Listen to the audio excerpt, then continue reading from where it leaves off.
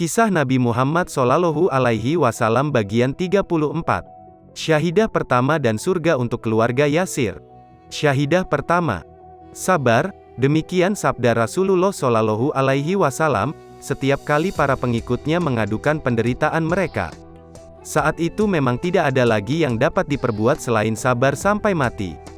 Sabar yang demikian membuat para pemeluk muslim pertama sanggup menanggung derita siksa di luar batas kemampuan fisik manusia.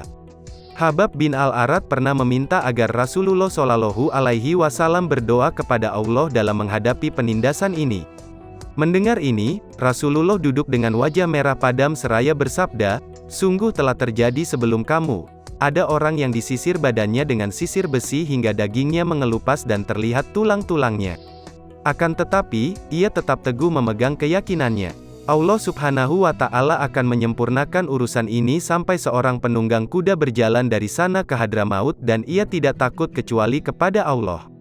Ingatlah, serigala akan tetap ada di tengah-tengah gembalaan, hanya saja kalian lengah."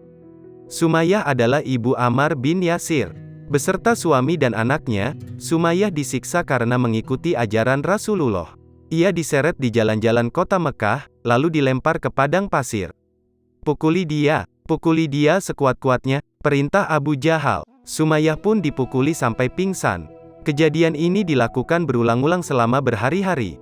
Namun, semakin sakit tubuhnya, iman Sumayyah malah semakin tinggi. "Engkau mengikuti Muhammad karena tertarik pada ketampanannya," ejek Abu Jahal. "Tidak, geleng Sumayyah. Aku mengikuti Rasulullah SAW karena percaya pada apa yang beliau sampaikan. Aku mengikuti Rasulullah karena beliau mengajarkan ada Tuhan yang lebih patut disembah daripada berhala-berhala kalian." Akhirnya, kesabaran Abu Jahal pun habis. Dia mengambil tombak dan menusuk Sumayyah. Sumayyah tercatat dalam sejarah sebagai perempuan muslim pertama yang syahidah karena membela Islam. Surga untuk keluarga Yasir. Ketika Rasulullah SAW menyaksikan Yasir, Sumayyah dan putra Yasir yang bernama Ammar disiksa habis-habisan, beliau bersabda, "Sabar wahai keluarga Yasir, tempat yang telah dijanjikan bagi kalian adalah surga." Penebusan. Melihat saudara-saudara baru mereka disiksa demikian kejam, Abu Bakar, Utsman bin Affan, dan semua orang kaya yang beriman segera bertindak. Abu Bakar mendatangi Umayyah bin Khalaf yang sedang menyiksa Bilal. "Bebaskan dia," pinta Abu Bakar. "Tidak," cibir Umayyah. "Engkau dan temanmu telah meracuni pikirannya. Justru aku yang minta kamu menghentikan pengaruh jahatmu terhadap budakku ini." Abu Bakar merasa bahwa hati Umayyah tidak mungkin dibujuk lagi, maka dia segera mengajukan penawaran. "Ku beli Bilal darimu, lihat, ini 5 ukiah emas. Ambil uang itu, dan berikan Bilal kepadaku." Dengan seringai penuh kemenangan, Umayyah menyambar uang-uang emas itu. "Wahai Abu Bakar, andai kata engkau menawar 1 ukiah saja, sudah tentu aku menjualnya. Dia sudah tidak berharga lagi bagiku."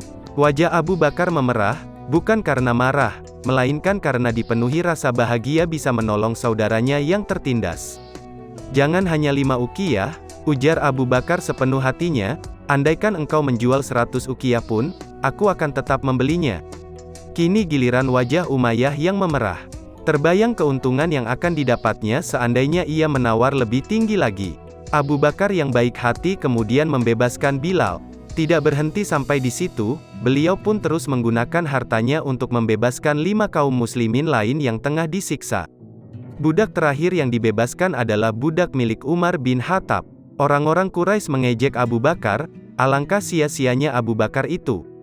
Dia membuang-buang uang untuk membebaskan orang. Namun, semangat Abu Bakar justru membakar kaum muslimin lain untuk turut berusaha keras membebaskan saudara-saudara mereka. Demikian kisah Rasulullah SAW bagian 34.